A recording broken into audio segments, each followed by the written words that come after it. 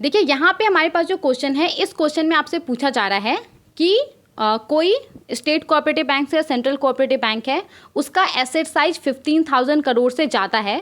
तो ऐसे केस में जो स्टैट्यूटरी ऑडिटर को अपॉइंट किया जाएगा, जिस भी फर्म को एज अ स्टैट्यूटरी ऑडिटर के तौर पे अपॉइंट किया जाएगा, उसके पास कम से कम कितने साल का स्टैट्यूटरी ऑडिट एक्सपीरियंस होना चाहिए स्टेट कोऑपरेटिव बैंक्स या सेंट्रल कोऑपरेटिव बैंक्स के अंदर, ये आपसे पूछा जा रहा है। Option A 3 years, option B 2 years, option C 4 years, option D 8 years. तो बताइए यहाँ पे राइट आंसर क्या होगा।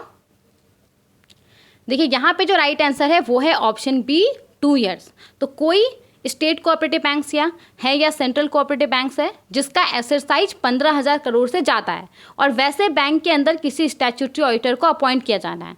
तो अगर कोई फर्म है जिसको कि एज अ स्टैट्यूटरी ऑडिटर के तौर पे अपॉइंट किया जाना है, तो उस फर्म के पास कम से कम 2 साल का स्टैट्यूटरी ऑडिट एक्सपीरियंस होना चाहिए किसी स्टेट कोऑपरेटिव बैंक्स या सेंट्रल कोऑपरेटिव बैंक्स के अंदर। समझ में आ गया। अब देखिए यहाँ पे ये क्वेश्चन बहुत ज़रूरी है और ये पूरा चार्ट आप देख सकते हैं स्क्रीन पे। तो इसमें से कहीं से भी आपसे क्वेश्चन पूछा जा सकता है। ओके, तो अगर आपको कॉन्फिडेंट होना है कि कहीं से भी अगर क्वेश्चन पूछा जाएगा तो हम कर लेंगे उसको, तो आप बस पॉज करके एक बार इसको रीड कर लीजिए। ऑलरेडी मैंने प्रीवियस लेक्चर्स में इसको अच्छे से एक्सप्लेन किया हुआ है, तो आप इसको एक बार पॉज करके रीड कर लीजिए बस, ताकि आपको समझ में आ जाए और कहीं से भी अगर आपसे क्वेश्चन पूछा जाता है तो आप उसको कर लें। ठीक है, जैसे कि देखिए यहाँ पे कैसे आपको रीड करना है। तो जो भी एलिजिबिलिटी क्राइटेरिया है स्टैट्यूटरी ऑडिटर के अपॉइंटमेंट के लिए किसी स्टेट कोऑपरेटिव बैंक या सेंट्रल कोऑपरेटिव बैंक्स में, तो ये डिपेंड करेगा कि जिस स्टेट कोऑपरेटिव बैंक्स या सेंट्रल कोऑपरेटिव बैंक्स में इसको अपॉइंट किया जा रहा है उसका एसेट साइज कितना है प्रीवियस फाइनेंशियल ईयर के 31 मार्च तक। ओके, तो यहाँ पे अगर 15,000 करोड़ से ज़्यादा एसेट साइज है तो उसके लिए अलग एलिजिबिलिटी क्राइटेरिया है। 1,000 करोड़ से ज़्यादा है और 15,000 करोड़ तक है तो उसके लिए अलग एलिजिबिलिटी क्राइटेरिया है। 1,000 करोड़ तक है तो उसके लिए अलग एलिजिबिलिटी क्राइटेरिया है। जैसे कि 15,000 करोड़ से ज़्यादा वाले केस में देखिए, जो उस फर्म के अंदर जो फुल टाइम पार्टनर्स होगा, जो कि फर्म के साथ कम से कम 3 साल से जुड़ा होगा, उसका संख्या 5 होना चाहिए। 1,000 करोड़ से ज़्यादा और 15,000 करोड़ तक वाले केस में इसका संख्या 3 होना चाहिए। 1,000 करोड़ तक वाले केस में जो संख्या है वो 2 होना चाहिए। ओके, इसके बाद देखिए यहाँ पे जो फुल टाइम पार्टनर्स है उसमें जो फेलो चार्टर्ड अकाउंटेंट है, जो पार्टनर्स है जो कि फर्म के साथ कम से कम 3 साल से जुड़ा हुआ है, उसका संख्या 15,000 करोड़ से ज़्यादा वाले केस में 4 होना चाहिए। 1,000 करोड़ से ज़्यादा और 15,000 करोड़ तक वाले केस में 2 होना चाहिए और 1,000 करोड़ तक वाले केस में 1 होना चाहिए। ठीक है, समझ में आ गया।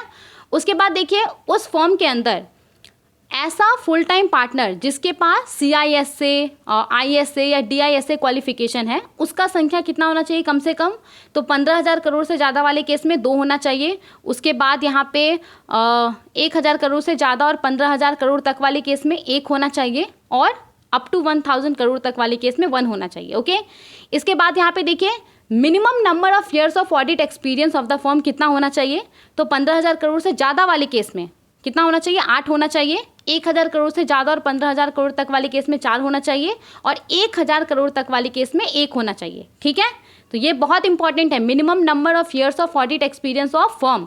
कोई फर्म है उसको एज अ स्टैट्यूटरी ऑडिट के तौर पे अपॉइंट किया जा रहा है ऐसे स्टेट कोऑपरेटिव बैंक्स या सेंट्रल कोऑपरेटिव बैंक्स में जिसका कि एसेट साइज 15,000 करोड़ से ज़्यादा है, तो इस केस में उस फर्म के पास कम से कम 8 साल का ऑडिट एक्सपीरियंस होना चाहिए। ओके, 1,000 करोड़ से ज़्यादा और 15,000 करोड़ तक वाले केस में 4 होना चाहिए और 1,000 करोड़ तक वाले केस में 1 होना चाहिए। ठीक है, समझ में आ गया।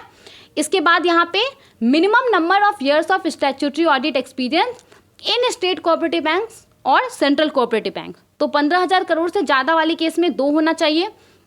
1,000 करोड़ से ज़्यादा और 15,000 करोड़ तक वाले केस में कितना होना चाहिए, 1 होना चाहिए और 1,000 करोड़ तक वाले केस में 1 होना चाहिए। ठीक है, मतलब अगर होता भी है तो चलेगा, ये वाला हम बात कर रहे हैं। कोई स्टेट कोऑपरेटिव बैंक या सेंट्रल कोऑपरेटिव बैंक है, उसका एसेट साइज 1,000 करोड़ तक है और किसी फर्म को एज अ स्टैट्यूटरी ऑडिटर के तौर पे अपॉइंट करना है। ओके, तो यहाँ पे अगर उसके पास 1 साल का एक्सपीरियंस रहता है स्टैट्यूटरी ऑडिट का किसी स्टेट कोऑपरेटिव बैंक या सेंट्रल कोऑपरेटिव बैंक्स में, तब उसको प्रेफर किया जाएगा। लेकिन अगर नहीं भी रहता और बाकी कंडीशंस के ऊपर वो खरा उतरता है, बाकी एलिजिबिलिटी क्राइटेरिया के ऊपर वो खरा उतरता है, तो इसको कंसीडर किया जा सकता है। ओके, इसके बाद यहाँ पे देखिए, कम से कम फर्म के अंदर जो प्रोफेशनल स्टाफ है वो कितना होना चाहिए, तो 15,000 करोड़ से ज़्यादा वाले केस में 8 होना चाहिए, 1,000 करोड़ से ज़्यादा और 15,000 करोड़ तक वाले केस में 4 होना चाहिए, और 1,000 करोड़ तक वाले केस में 2 होना चाहिए। ओके, तो यहाँ पे मैंने थोड़ा बताते बताते पूरा चार्ट समझा दिया। आई होप अब आपको कॉन्फिडेंट आ गया होगा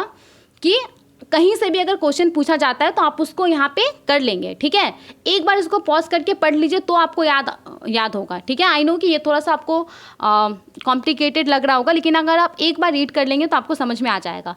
ज़्यादा चांसेस तो है यहाँ से क्वेश्चन पूछा जाने का कि minimum number of years of audit experience जो फर्म का है वो कितना होना चाहिए। ठीक है, और minimum number of years of statutory audit experience in state cooperative bank और सेंट्रल कोऑपरेटिव बैंक कितना होना चाहिए। ठीक है, समझ में आ गया। आगे बढ़ते हैं, नेक्स्ट क्वेश्चन को देखते हैं। ओके, तो यहाँ पे हमारे पास जो क्वेश्चन है इसमें आपसे पूछा जा रहा है कि स्टेट कोऑपरेटिव बैंक्स और सेंट्रल कोऑपरेटिव बैंक्स के अंदर किसी स्टैट्यूटरी ऑडिटर को एक बार में मैक्सिमम कितने समय के लिए अपॉइंट किया जा सकता है। ठीक है, option A 2 years, option B 3 years, option C 1 year, option D 5 years. तो यहाँ पे जो राइट आंसर है क्या होगा बताइए। यहाँ पे जो राइट आंसर है वो है ऑप्शन सी 1 ईयर। कोई स्टैट्यूटरी ऑडिटर है उसको किसी स्टेट कोऑपरेटिव बैंक्स या सेंट्रल कोऑपरेटिव बैंक्स में अगर अपॉइंट किया जाना है तो उसको एक बार में मैक्सिमम 1 साल के लिए ही अपॉइंट किया जा सकता है। उसके बाद उसका जो रीअपॉइंटमेंट है वो एनुअली होगा और ये भी मैक्सिमम 2 साल के लिए हो सकता है। ठीक है, तो एक बार में उसको 1 साल के लिए अपॉइंट किया जाएगा, उसके बाद उसको एनुअली और 2 बार अपॉइंट किया जा सकता है। तो एक स्टैट्यूटरी ऑडिटर का जो मैक्सिमम टेन्योर हो सकता है वो कितना हो सकता है, 3 साल। 3 साल से ज़्यादा नहीं हो सकता है। ठीक है, समझ में आ गया। हालांकि क्वेश्चन आपसे सिंपली यहाँ पे पूछा जा रहा था कि एट अ टाइम एक बार में उसको मैक्सिमम कितना अपॉइंट किया जा सकता है, तो एक बार में उसको 1 साल तक के लिए ही अपॉइंट किया जा सकता है। इसके बाद अगर उसका काम अच्छा लगता है स्टेट कोऑपरेटिव बैंक या सेंट्रल कोऑपरेटिव बैंक को, तो उसको फिर से एनुअली वो रीअपॉइंट कर सकता है, और ये भी वो मैक्सिमम कितने बार कर सकता है, 2 बार कर सकता है। तो यहाँ पे टोटल कितने साल के लिए उसको अपॉइंट कर सकता है, 3 ईयर्स के लिए। क्लियर हो गया। देखिए यहाँ पे हमारे पास जो क्वेश्चन है, इस क्वेश्चन में आपसे पूछा जा रहा है कि कोई ऑडिटर है या ऑडिट फर्म है तो वो कितने समय तक इन एलिजिबल रहेगा अपॉइंटमेंट या रीअपॉइंटमेंट के लिए सेम स्टेट कोऑपरेटिव बैंक्स या सेंट्रल कोऑपरेटिव बैंक्स में, जैसे ही उसका फुल या पार्ट टेन्योर उस बैंक के अंदर खत्म होता है। तो ओके, समझ में आया। जैसे कि मान लीजिए कोई स्टैट्यूटरी ऑडिटर है और उसको स्टेट कोऑपरेटिव बैंक्स या सेंट्रल कोऑपरेटिव बैंक्स में एज अ स्टैट्यूटरी ऑडिटर के तौर पे अपॉइंट किया गया है।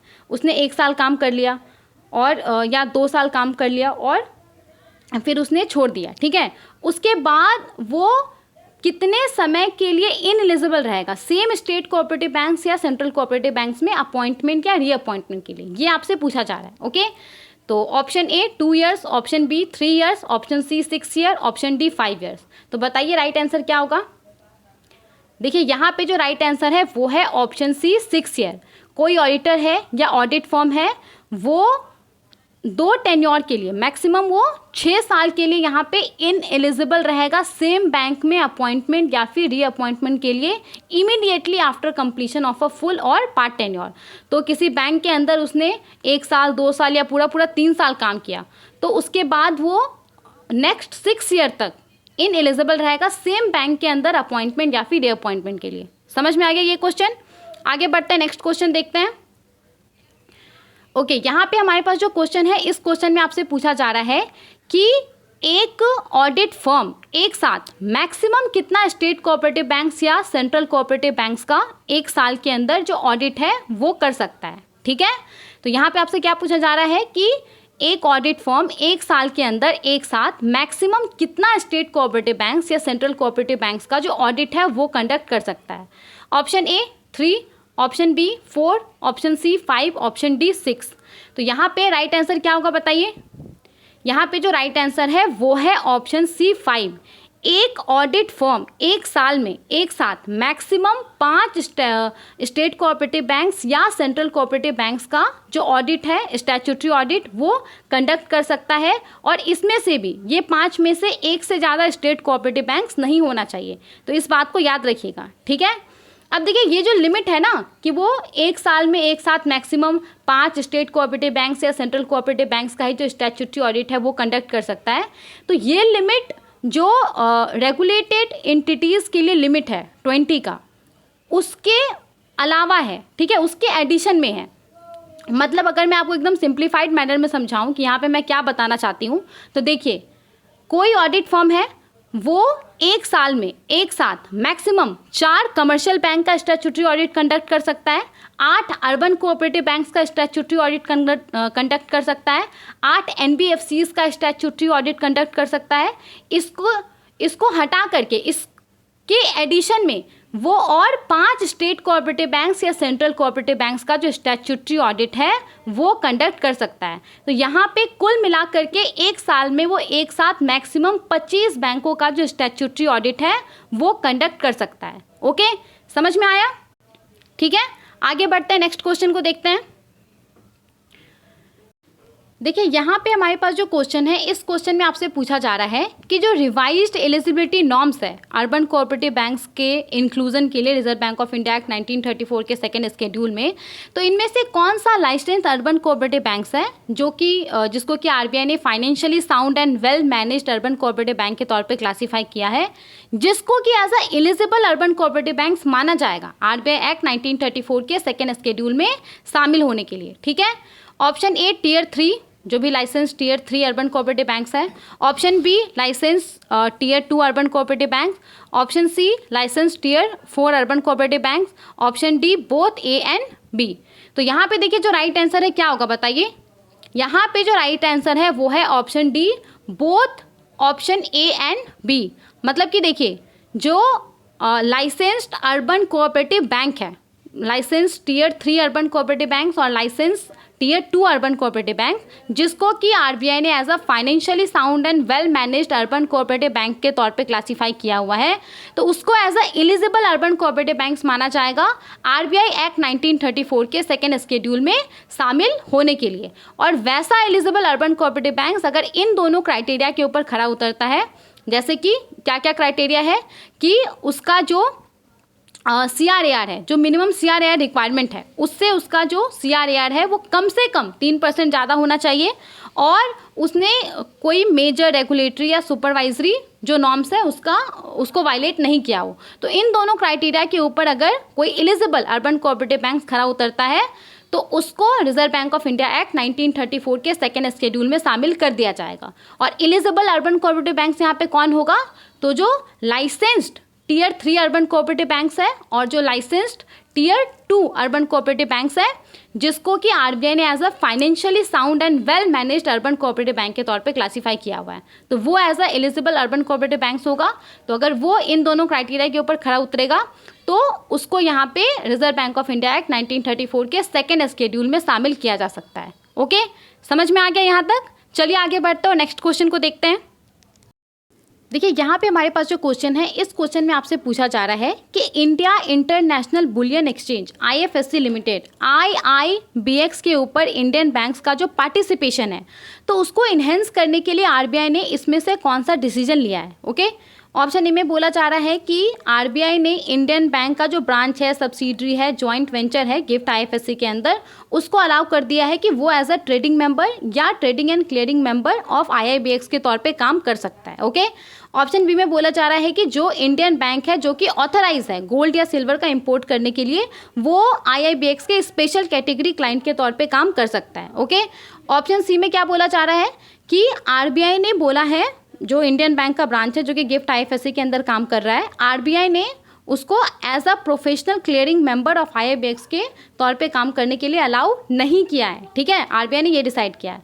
ऑप्शन डी में बोला जा रहा है बोथ ए एंड बी, मतलब कि ऑप्शन ए और ऑप्शन बी में जो स्टेटमेंट है वो दोनों डिसीजन अभी लिया गया है, तो आपको बताना है कि इनमें से सही कौन सा है। ओके, तो देखिए यहाँ पे जो राइट आंसर है वो है option D both A and B. दोनों ही ए और बी के अंदर जो डिसीजन लिया गया जिसके बारे में बात हो रहा है, ये दोनों ही डिसीजन आरबीआई के द्वारा अभी लिया गया है आईआईबीएक्स के ऊपर जो पार्टिसिपेशन है इंडियन बैंक्स का उसको इन्हेंस करने के लिए। ओके, तो सबसे पहले तो देखिए यहाँ पे क्या बोला गया है, गिफ्ट आईएफएससी के अंदर जो इंडियन बैंक्स है उसका जो ब्रांच है, सब्सिडरी है, जॉइंट वेंचर है, उसको अलाउ कर दिया गया है कि वो आईआईबीएक्स के ट्रेडिंग मेंबर या ट्रेडिंग एंड क्लियरिंग मेंबर के तौर पे काम कर सकता है। मतलब कि आईआईबीएक्स के ऊपर वो जो ट्रेड है उसको एग्जीक्यूट कर सकता है अपने बिहाफ पे या अपने क्लाइंट के बिहाफ पे, और उन ट्रेड को अगर वो as a trading and clearing member के तौर पे काम कर रहा है तो उन ट्रेड को वो क्लियर और सेटल भी कर सकता है। ओके, एक फैसला ये लिया गया है।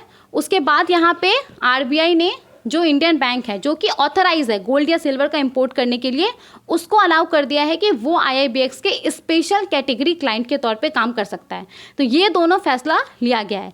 आईआईबीएक्स के बारे में आपको पता होगा, जैसे देखिए स्टॉक एक्सचेंज होता है तो स्टॉक एक्सचेंज के ऊपर क्या होता है, शेयर्स का ट्रेडिंग होता है, राइट। उसी प्रकार से बुलियन एक्सचेंज होता है, तो बुलियन एक्सचेंज के ऊपर जो गोल्ड है, सिल्वर है, जो बुलियन रहता है उसका ट्रेडिंग होता है।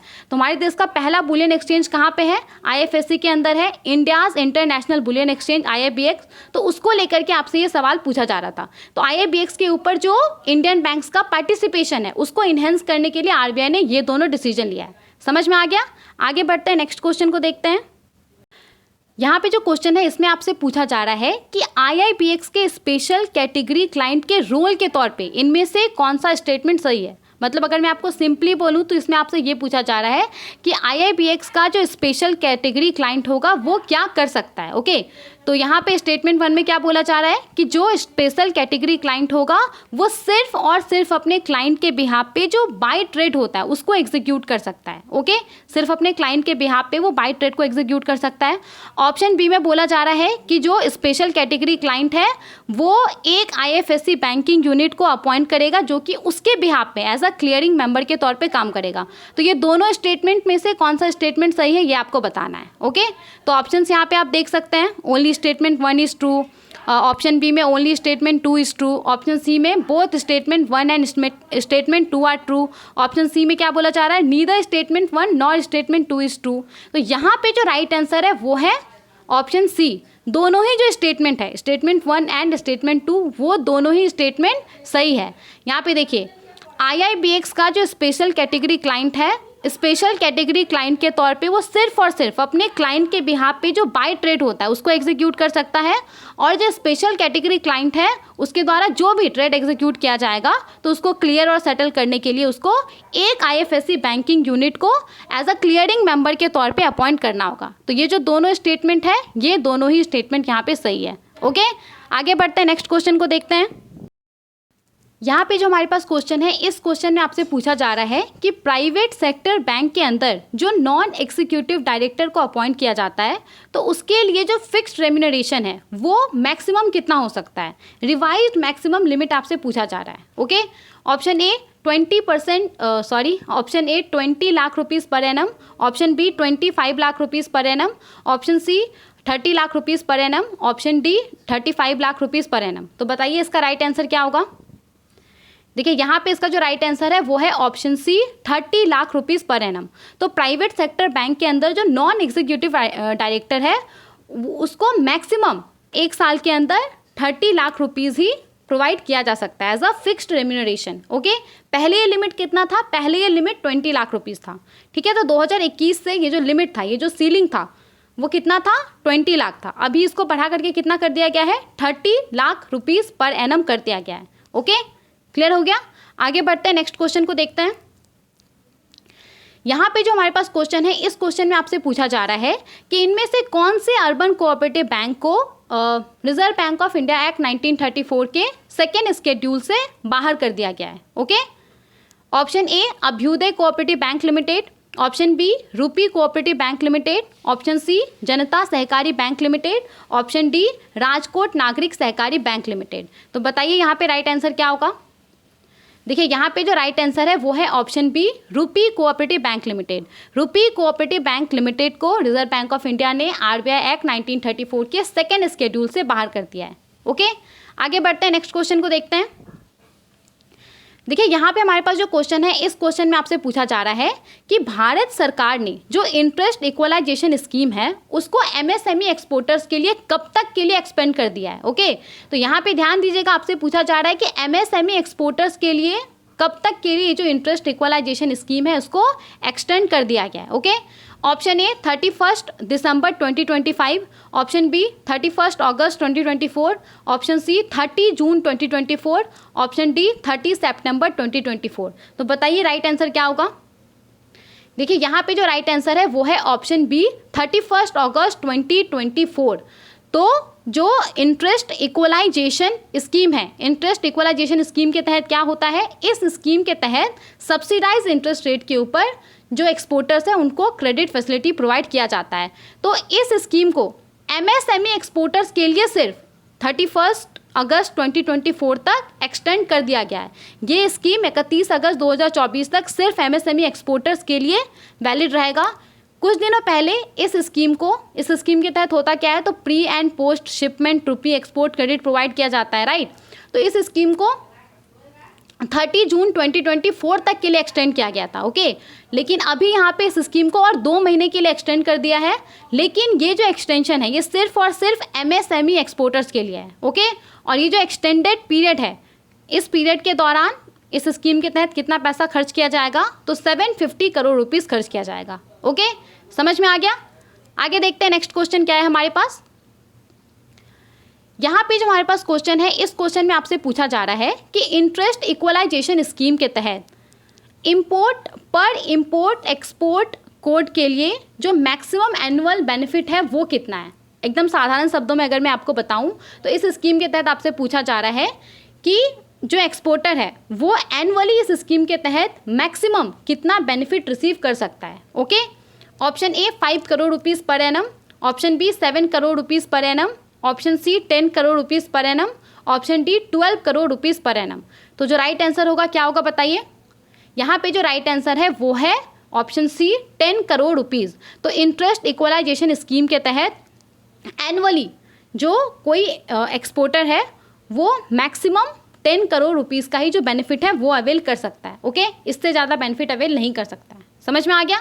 आगे देखते हैं नेक्स्ट क्वेश्चन।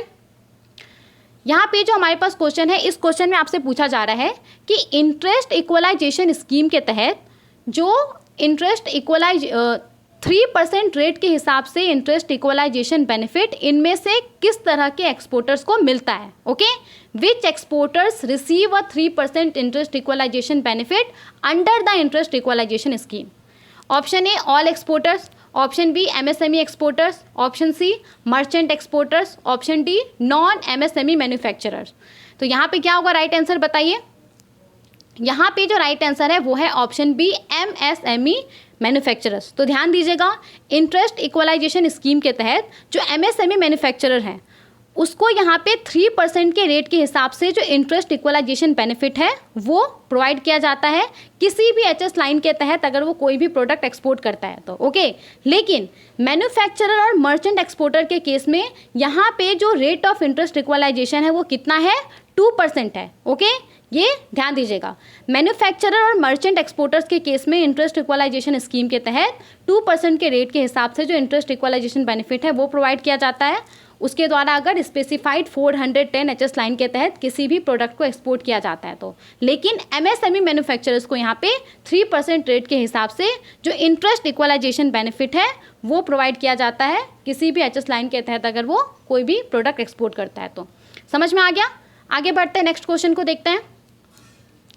यहाँ पे जो हमारे पास क्वेश्चन है, इस क्वेश्चन में आपसे पूछा जा रहा है कि फाइनेंशियल ईयर 2023-24 से बैंकों के द्वारा यहाँ पे ये जो इंटरेस्ट इक्वलाइजेशन स्कीम है इसके तहत जो भी बैंक लोन प्रोवाइड करता है तो उसके लिए बैंक जो एवरेज इंटरेस्ट रेट चार्ज करेगा वो इसमें से किससे ज़्यादा नहीं होना चाहिए। अगर ज़्यादा होगा तो फिर उसके ऊपर रिस्ट्रिक्शंस वगैरह इम्पोज किया जाएगा। ओके, तो यहाँ पे ऑप्शन ए में बोला जा रहा है repo rate plus 5%, option B में बोला जा रहा है bank rate plus 4%, option C में बोला जा रहा है repo rate plus 4%, option D में बोला जा रहा है बैंक रेट प्लस 5%। तो बताइए राइट आंसर क्या होगा।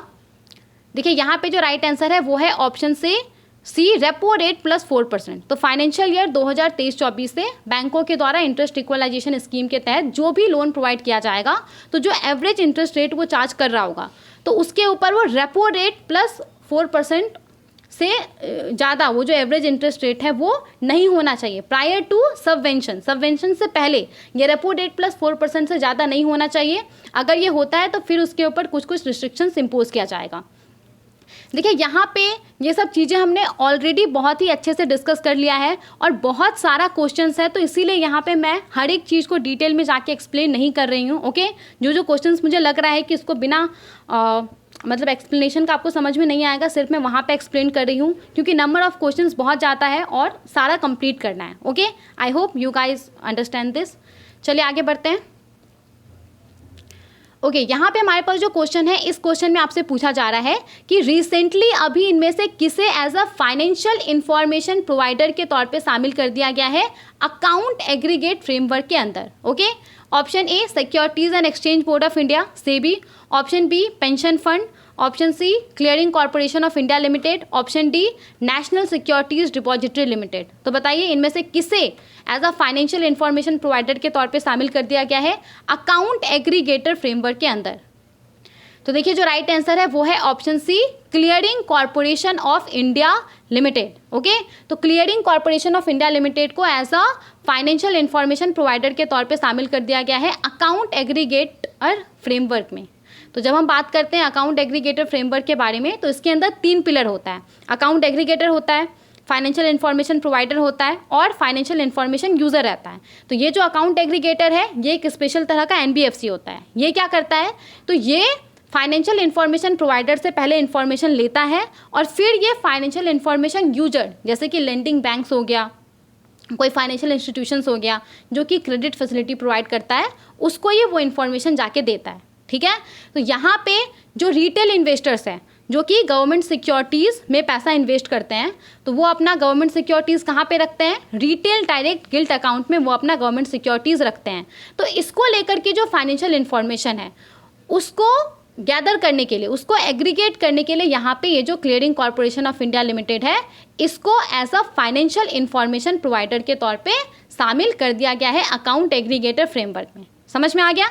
आगे बढ़ते हैं, नेक्स्ट क्वेश्चन को देखते हैं। देखिए यहाँ पे हमारे पास जो क्वेश्चन है, इस क्वेश्चन में आपसे पूछा जा रहा है कि हाल ही में अभी जो रिजर्व बैंक ऑफ इंडिया ने ऑथराइज्ड बैंक और non bank prepaid payment instrument को अलाउ कर दिया है कि वो प्रीपेड पेमेंट इंस्ट्रूमेंट इशू कर सकता है जो पब्लिक ट्रांसपोर्ट सिस्टम है उसमें पेमेंट के लिए। तो यहाँ पे ये जो फैसला लिया गया है, ओके, ये फैसला यहाँ पे कौन से एक्ट के तहत लिया गया है, ये काफ़ी अच्छा क्वेश्चन है। ओके, तो आपको इसका आंसर देना है। बताइए इसका राइट आंसर क्या होगा। Option A reserve bank of India act 1934, option B banking regulation act 1949, option C payment and settlement system act 2007, option D none of the above. तो यहाँ पे जो राइट आंसर है वो है option C payment and settlement system act 2007। तो देखिए RBI ने यहाँ पे जो भी ऑथराइज बैंक है और non bank prepaid payment instrument है उसको अलाउ कर दिया है कि वो अब जो पब्लिक ट्रांसपोर्ट सिस्टम है वहाँ पे जो पेमेंट किया जाता है उसके लिए वो प्रीपेड पेमेंट इंस्ट्रूमेंट इशू कर सकता है। प्रीपेड पेमेंट इंस्ट्रूमेंट क्या होता है, सिंपली इसमें आपको पहले से पैसा देना होता है और फिर उसका आप अलग अलग जगह पे इस्तेमाल कर सकते हैं। जैसे कि आपका डिजिटल वॉलेट हो गया, तो ये भी एक तरीके का क्या है, प्रीपेड पेमेंट इंस्ट्रूमेंट है, राइट। इसमें पहले आप पैसा डालते हैं और फिर इसका आप इस्तेमाल करते हैं। ठीक है, समझ में आ गया। तो payment and settlement system act 2007 के तहत यहाँ पे ये डिसीजन लिया गया है। यहाँ पे जो हमारे पास क्वेश्चन है, इस क्वेश्चन में आपसे पूछा जा रहा है कि एसेट रिकंस्ट्रक्शन कंपनीज के अंदर जो भी डायरेक्टर, मैनेजिंग डायरेक्टर या CEO को अपॉइंट किया जाएगा या रीअपॉइंट किया जाएगा, तो उसके अपॉइंटमेंट या रीअपॉइंटमेंट से कितने दिन पहले तक, जब वो वैकेंसी अराइज होगा, ठीक है, उसके कितने दिन पहले या फिर जो प्रपोज डेट ऑफ अपॉइंटमेंट होगा या रीअपॉइंटमेंट होगा उसके कम से कम कितने दिन पहले एसेट रिकंस्ट्रक्शन कंपनीज को जो एप्लीकेशन है अपॉइंटमेंट के लिए वो सबमिट करना होगा। ओके, ये बोला जा रहा है। तो option A 90 days, option B 50 days, option C 120 days, option D 30 days. तो बताइए राइट आंसर क्या होगा। देखिए यहाँ पे जो राइट आंसर है वो है ऑप्शन ए 90 डेज। तो एसेट रिकंस्ट्रक्शन कंपनीज के अंदर कोई वैकेंसी अराइज होने वाला है, ठीक है, या फिर कोई प्रपोज डेट ऑफ अपॉइंटमेंट या फिर रीअपॉइंटमेंट है, तो उसके कम से कम 90 डेज पहले जो एसेट रिकंस्ट्रक्शन कंपनी है उसको जो एप्लीकेशन है वो सबमिट करना पड़ेगा आरबीआई को, ठीक है। समझ में आ गया। आगे बढ़ते हैं, नेक्स्ट क्वेश्चन को देखते हैं। देखिए यहाँ पे हमारे पास जो क्वेश्चन है, इस क्वेश्चन में आपसे पूछा जा रहा है कि जो मनी ट्रांसफ़र सर्विस स्कीम है, मनी ट्रांसफ़र सर्विस स्कीम के तहत जो इंडियन एजेंट्स हैं उसके द्वारा जो भी रेमिटेंसेस रिसीव किया जाता है, तो उसके लिए वो जो क्वार्टरली स्टेटमेंट सबमिट करता है, तो वो क्वार्टरली स्टेटमेंट इनमें से कौन से पोर्टल का इस्तेमाल करके सबमिट करेगा, कौन से साइट का इस्तेमाल करके सबमिट करेगा। Okay, option A XBRL site, option B CIMS portal, option C TIN 2.0, option D ICEGATE. तो बताइए राइट आंसर क्या होगा। देखिए इसका जो राइट आंसर है वो है ऑप्शन बी CIMS पोर्टल। तो मनी ट्रांसफ़र सर्विस स्कीम के बारे में आपको पता होगा, मनी ट्रांसफ़र सर्विस स्कीम सिर्फ और सिर्फ इनवर्ड पर्सनल रेमिटेंसेस के लिए है, ये बात याद रखिएगा। मनी ट्रांसफ़र सर्विस स्कीम के तहत मान लीजिए कोई व्यक्ति है वो US में काम कर रहा है और उसके पेरेंट्स भारत के अंदर रह रहे हैं, तो अपने पेरेंट्स के मेंटेनेंस के लिए वो भारत के बाहर से, दूसरे देश से भारत के अंदर पैसा भेज सकता है। कोई फॉरेन टूरिस्ट है, उसके फैमिली फ्रेंड्स MTSS के थ्रू भारत के अंदर उसके लिए पैसा भेज सकते हैं। तो ये है मनी ट्रांसफ़र सर्विस स्कीम, सिर्फ और सिर्फ ये इनवर्ड पर्सनल रेमिटेंसेस के लिए है। और इस स्कीम के तहत देखिए एक बार में मैक्सिमम कितना पैसा भारत के बाहर से भारत के अंदर भेजा जा सकता है, तो $2500 मैक्सिमम एक बार में इस स्कीम के तहत भारत के अंदर भेजा जा सकता है। और भारत के अंदर जो बेनिफिशरी है वो मैक्सिमम एक कैलेंडर ईयर के दौरान कितना रेमिटेंसेस रिसीव कर सकता है, तो यहाँ पे 30 रेमिटेंसेस, वो 30 बार वो MTSS के थ्रू जो पैसा है वो रिसीव कर सकता है एक कैलेंडर ईयर के दौरान। समझ में आ गया। तो इसके जो ये मनी ट्रांसफ़र सर्विस स्कीम है इसके अंदर एजेंट्स रहता है, इंडियन एजेंट्स रहता है, तो इंडियन एजेंट्स पैसा रिसीव करता है और फिर ये जो बेनिफिशरी रहता है उसको डिसबर्स करता है। तो आपसे क्या पूछा जा रहा था कि इंडियन एजेंट्स के द्वारा जो MTSS के थ्रू पैसा रिसीव किया जाता है, तो इसको लेकर के उसको एक क्वार्टरली स्टेटमेंट, हर 3 महीने में एक स्टेटमेंट, एक रिपोर्ट सबमिट करना होता है। तो अब वो स्टेटमेंट या रिपोर्ट इनमें से किसके थ्रू सबमिट किया जाएगा, तो यहाँ पे राइट आंसर क्या है, CIMS पोर्टल। CIMS पोर्टल के थ्रू ये जो रिटर्न है वो सबमिट किया जाएगा। ठीक है, समझ में आ गया। हाँ, यहाँ पे देखिए 2 पॉइंट और है MTSS को लेकर के, मैं ये सब इसीलिए आपको बता दे रही हूँ कि अगर कहीं पे क्वेश्चन पूछता है तो आप लोग कर पाएँ। देखिए MTSS के थ्रू जो भी पैसा भारत के बाहर से भारत के अंदर भेजा जाता है, ठीक है, तो कोई जो बेनिफिशरी है भारत के अंदर वो मैक्सिमम 50,000 रुपये ही कैश में ले सकता है। ठीक है, तो ये यहाँ पे लिमिट है। और क्योंकि आपको पता है कि RBI का जो next generation data warehouse है, सेंट्रलाइज इंफॉर्मेशन मैनेजमेंट सिस्टम, वो लॉन्च हो गया है, तो इसीलिए अब जो रिपोर्टिंग है वो CIMS पोर्टल के ऊपर होगा। पहले ये जो रिपोर्टिंग है वो कहाँ पे होता था, XBRL साइट के ऊपर होता था। ओके, समझ में आ गया। नेक्स्ट क्वेश्चन देखते हैं।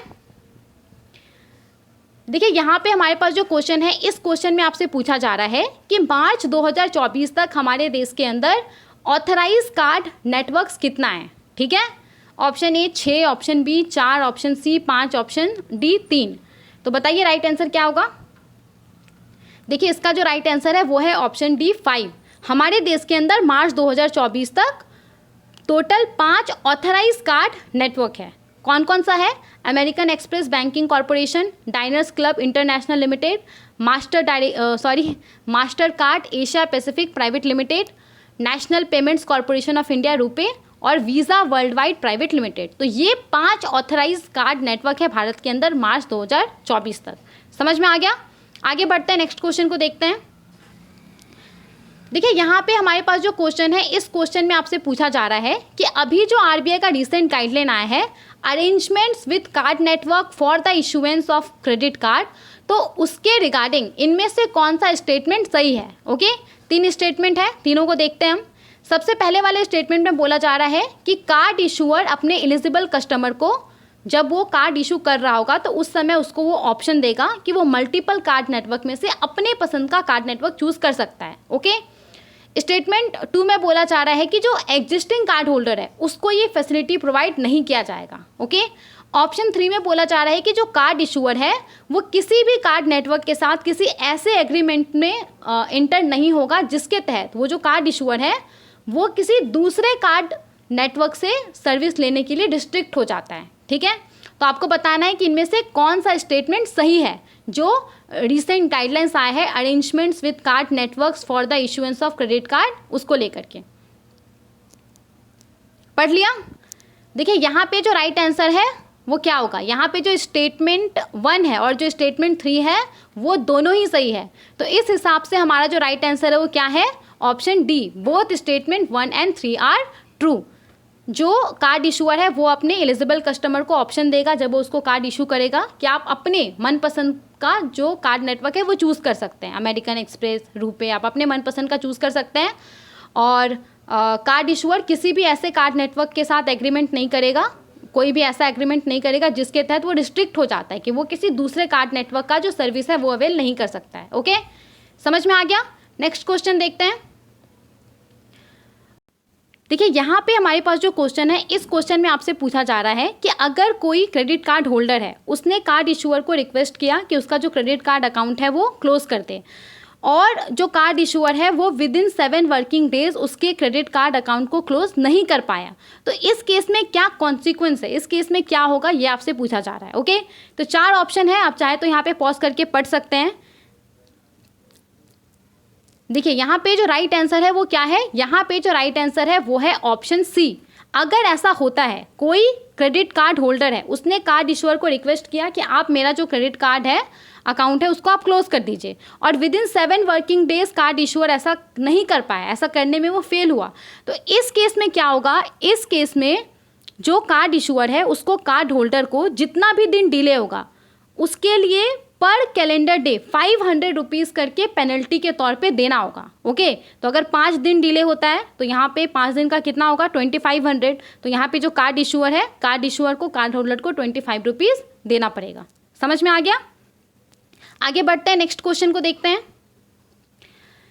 यहाँ पे जो हमारे पास क्वेश्चन है, इस क्वेश्चन में आपसे पूछा जा रहा है कि कोई कार्ड इशूअर है, कार्ड इशूअर किसी भी क्रेडिट कार्ड अकाउंट को कितने दिनों के बाद जो उसको एज अ पास ड्यू के तौर पे रिपोर्ट करेगा क्रेडिट इंफॉर्मेशन कंपनीज के पास, या फिर उसके ऊपर जो पिनल चार्जेस है वो इम्पोज करेगा। ओके, आई होप आपको क्वेश्चन समझ में आया होगा। मैं एक बार और समझा देती हूँ। मान लीजिए कि आपके पास एक क्रेडिट कार्ड है, ठीक है, और आपका कोई ड्यू डेट है, उस दिन तक आपको पैसा देना है, तो आपने ड्यू डेट में पैसा नहीं दिया, ठीक है, तो यहाँ पे आपसे number of days pass due पूछा जा रहा है, मतलब कि उसके कितने दिनों के बाद ही जो कार्ड इशूअर है वो आपके क्रेडिट कार्ड अकाउंट को ऐसा पास ड्यू अकाउंट के तौर पे रिपोर्ट कर सकता है क्रेडिट इंफॉर्मेशन कंपनीज को, या फिर आपके क्रेडिट कार्ड अकाउंट के ऊपर जो पीनल चार्जेस है वो इम्पोज कर सकता है। Okay, option A 2 days, option B 3 days, option C 1 day, option D 5 days. तो बताइए राइट आंसर क्या होगा? यहाँ पे जो राइट आंसर है वो है ऑप्शन बी 3 डेज। तो कोई क्रेडिट कार्ड अकाउंट है, ओके, और उसका ड्यू डेट है, ड्यू डेट को पेमेंट नहीं हुआ, तो कम से कम उसके 3 दिन के बाद ही जो कार्ड इशूअर है वो उस अकाउंट को ऐसा पास ड्यू अकाउंट के तौर पे क्रेडिट कार्ड जो क्रेडिट इंफॉर्मेशन कंपनीज है उसको रिपोर्ट कर सकता है, या फिर उसके ऊपर जो पिनल चार्जेस है वो इम्पोज कर सकता है। ओके, समझ में आ गया? नेक्स्ट क्वेश्चन देखते हैं।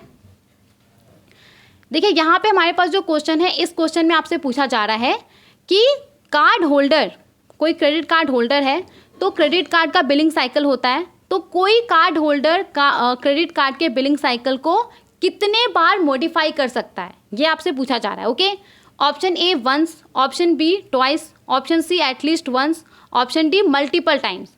तो बताइए राइट आंसर क्या होगा? यहाँ पे जो राइट आंसर है वो है ऑप्शन सी एटलीस्ट वंस। आपके पास क्रेडिट कार्ड है तो उसका जो भी बिलिंग साइकिल होगा, जिस भी पीरियड के लिए जो क्रेडिट कार्ड का बिल है वो जनरेट होगा, उसको कम से कम आपको कम से कम आप एक बार उसको मॉडिफाई कर सकते हैं, मतलब एक बार से ज़्यादा भी मॉडिफाई कर सकते हैं, लेकिन यहाँ पे एक बार तो आप उसको मॉडिफाई कर ही सकते हैं। एक बार मॉडिफाई करने का ऑप्शन तो बैंक आपको देगा ही देगा। ओके, समझ में आ गया? आगे बढ़ते हैं, नेक्स्ट क्वेश्चन को देखते हैं।